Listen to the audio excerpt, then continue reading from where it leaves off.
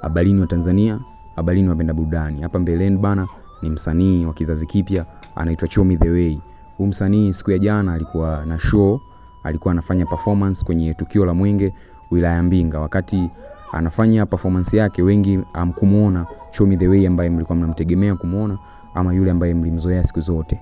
Kwanza anaomba samahani kwa sababu anafahamu ni kwa jinsi gani mashabiki zake mliweza kuumizwa na kitu kama hicho. Lakini pia ni kwa nini issue kama ile ilitokea. Hata mwenyewe tutakuwekea hapa, utatazama zile clip za show ambazo Chomi The Way alikuwa akiperform na jinsi alikuwa anasikika.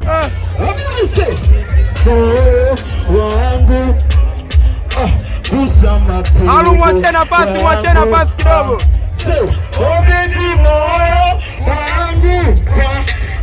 Kusanya pigo zangu mara Kongo takuibia, naona kama naimendea takuachana, sichezi baby nichezeshe kombolela.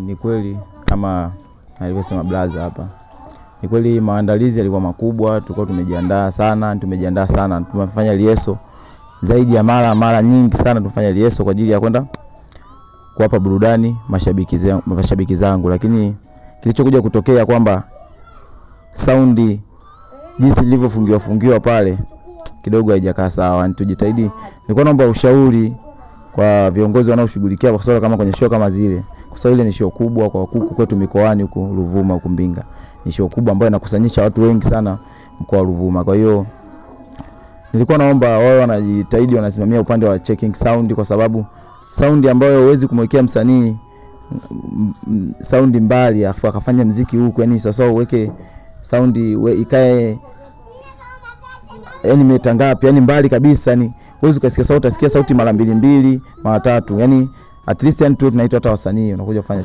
check up pale, inakuwa hivyo. Lakini